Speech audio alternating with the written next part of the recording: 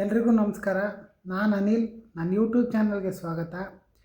ಇವತ್ತು ಯಾವ ಗಾದೆ ಬಗ್ಗೆ ನಾನು ಮಾತಾಡ್ತಿದ್ದೀನಿ ಅಂತ ಅಂದರೆ ಮನಸ್ಸಿದ್ದರೆ ಮಾರ್ಗ ಅಂತ.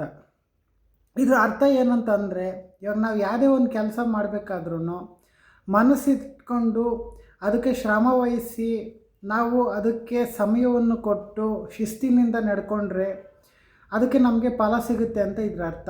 ಮನಸ್ಸಿದ್ದರೆ ಮಾರ್ಗ. ಮತ್ತು ಆಮೇಲೆ ನಾವು ಯಾವುದೇ ಕೆಲಸ ಆದ್ರೂ ನಾವು ಮನಸ್ಸು ಮಾಡಲಿಲ್ಲ, ಅದಕ್ಕೆ ಶ್ರಮ ವಹಿಸಲಿಲ್ಲ, ಅದಕ್ಕೆ ಸಮಯ ಕೊಡಲಿಲ್ಲ, ಆಸಕ್ತಿ ತೋರಿಸ್ಲಿಲ್ಲ ಅಂದರೆ ಅದೇ ಯಾವುದೇ ಕೆಲಸ ಆದ್ರೂ ಅದು ಪರಿಪೂರ್ಣತೆ ಆಗೋದಿಲ್ಲ, ಅದರಿಂದ ನಮಗೆ ಫಲ ಕೂಡ ಸಿಗೋದಿಲ್ಲ. ಅದಕ್ಕೆ ಈ ಗಾದೆಯನ್ನು ದೊಡ್ಡವರು ಹೇಳಿದ್ದಾರೆ, ಮನಸ್ಸಿದ್ದರೆ ಮಾರ್ಗ. ನಾವು ಯಾವುದೇ ಒಂದು ವಿಷಯ ಆಗಲಿ, ಯಾವುದೇ ಒಂದು ಬೇರೆ ಬೇರೆ ಈ ಕೆಲಸಗಳಾಗಲಿ ಏನೇ ಆಗಲಿ, ಅದಕ್ಕೆ ನಾವು ಮೊದಲು ಏನು ಮಾಡಬೇಕು ಅಂತಂದರೆ ನಾವು ಅದಕ್ಕೆ ಮನಸ್ಸು ಕೊಡಬೇಕು.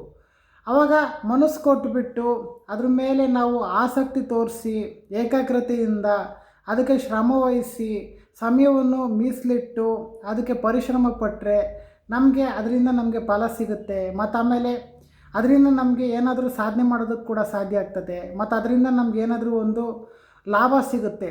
ಅದನ್ನು ಬಿಟ್ಬಿಟ್ಟು ನಾವು ಮನಸ್ಸೇ ಮಾಡಲಿಲ್ಲ, ಸುಮ್ಮನೆ ಕೂತ್ಕೊಂಡ್ಬಿಟ್ವಿ, ಏನು ಅದರಿಂದ ನಮಗೆ ಸಿಗೋದಿಲ್ಲ ಬಿಡು, ಅದೇನು ಮಾಡ್ತೀಯ ಬಿಡು, ಮತ್ತು ಆಮೇಲೆ ಅದು ಮಾಡಿದ್ರೆ ಏನಾಗುತ್ತೋ ಏನೋ, ಮತ್ತು ಆಮೇಲೆ ಅದು ನನ್ನ ಕೈಯಲ್ಲಿ ಆಗಲ್ಲ, ಹಂಗಾಗಲ್ಲ ಹಿಂಗಾಗಲ್ಲ ಅಂತ ಹೇಳಿ ಅಂತ ಕೂತ್ಕೊಂಡ್ರೆ ಅದು ಆಗೋದೇ ಇಲ್ಲ. ಅದಕ್ಕೆ ನಾವು ಮೊದಲು ಏನು ಮಾಡಬೇಕಂದ್ರೆ, ಯಾವುದೇ ಕೆಲಸ ಆಗಲಿ ದೇವ್ರ ಮೇಲೆ ಭಾರ ಹಾಕಿ ನಾನು ಶ್ರಮ ವಹಿಸ್ತೀನಪ್ಪ, ಏನಾರು ಆಗೋಗಲಿ ಅಂತ ಹೇಳಿ ಇದು ಮಾಡಿದ್ರೆ ಎಂಥ ಕೆಲಸ ಆದರೂ ಫಲ ಕೊಡುತ್ತೆ. ಅದನ್ನು ಬಿಟ್ಬಿಟ್ಟು ಆಗೋದೇ ಇಲ್ಲ, ಮತ್ತು ಆಮೇಲೆ ಹಂಗೆ ಹಿಂಗೆ ಅಂತ ಕೂತ್ಕೊಂಡ್ರೆ ಏನೂ ನಮ್ಮ ಕೈಯಲ್ಲಿ ಸಾಧನೆ ಮಾಡೋದಕ್ಕಾಗೋದಿಲ್ಲ. ಹಂಗಾಗಿ ದೊಡ್ಡವರು ಈ ಗಾದೆನ ಹೇಳಿದ್ದಾರೆ, ಮನಸ್ಸಿದ್ದರೆ ಮಾರ್ಗ ಅಂತ. ಮನಸ್ಸನ್ನ ನಾವು ಹಿಡಿತದಲ್ಲಿ ಇಟ್ಕೊಂಡು ಏನಾದರೂ ಒಂದು ಇದು ಮಾಡಿದ್ರೆ ನಮ್ಗೆ ಅದರಿಂದ ಇದು ಯಶಸ್ಸು ಸಿಗುತ್ತೆ ಅಂತ ಇದರ ಅರ್ಥ. ಹಂಗಾಗಿ ಈ ಗಾದೆ ಬಗ್ಗೆ ನಾನು ನಿಮಗೆ ಸರಿಯಾದ ರೀತಿಯಲ್ಲಿ ಹೇಳಿದ್ದೀನಿ, ಅರ್ಥ ಆಗೋ ರೀತಿಯಲ್ಲಿ ಹೇಳಿದ್ದೀನಿ. ಮತ್ತು ಆಮೇಲೆ ಇದು ಇವತ್ತಿನ ಸನ್ನಿವೇಶಕ್ಕೆ ಮತ್ತು ಇವತ್ತಿನ ಇದು ಯುವಕರಿಗೆ ಮತ್ತು ಆಮೇಲೆ ಇವತ್ತಿನ ಇದು ಪರಿಸರಕ್ಕೆ ಇದು ಗಾದೆ ಸೂಕ್ತ ಆಗುತ್ತಂತ ಅಂದ್ಕೊಂಡಿದ್ದೀನಿ. ಮತ್ತು ಆಮೇಲೆ ಯಾರ್ಯಾರು ವಿದ್ಯಾರ್ಥಿಗಳು ಇರ್ತಾರೋ ಮತ್ತು ಬೇರೆ ಬೇರೆ ಏನೇನು ಕೆಲಸಗಳು ಮಾಡ್ತಿರ್ತಾರೋ ಅವ್ರಿಗೆ ಈ ಗಾದೆ ಸೂಕ್ತವಾಗಿ ಅಳವಡಿಸುತ್ತೆ. ಮತ್ತು ಆಮೇಲೆ ಇದನ್ನು ಅರ್ಥ ಮಾಡಿಕೊಂಡ್ರೆ ಅವ್ರು ಸ್ವಲ್ಪ ಏನಾದರೂ ಸ್ವಲ್ಪ ಇಂಪ್ರೂವ್ಮೆಂಟ್ ಆಗೋಕ್ಕೆ ಕೂಡ ಸಾಧ್ಯ ಆಗ್ತದೆ. ಹಂಗಾಗಿ ಗಾದೆ ಬಗ್ಗೆ ನಾನು ಮಾತಾಡಿದ್ದೀನಿ, ನಿಮಗೂ ಇಷ್ಟ ಆಗುತ್ತಂತ ಅಂದ್ಕೊಂಡಿದ್ದೀನಿ. ನೆಕ್ಸ್ಟ್ ವೀಡಿಯೋದಲ್ಲಿ ನಾನು ಬೇರೆ ಇದ್ರ ಬಗ್ಗೆ ಮಾತಾಡ್ತೀನಿ.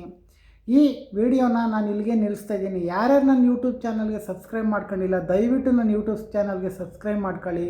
ಮತ್ತು ಆಮೇಲೆ ನಿಮ್ಗೆ ಏನಾರು ಈ ವಿಡಿಯೋ ಇಷ್ಟ ಆದರೆ ಲೈಕ್ ಕೊಡಿ, ಏನಾರು ಹೇಳ್ಬೇಕಂತಿದ್ರೆ ಕಮೆಂಟ್ ಮಾಡಿ.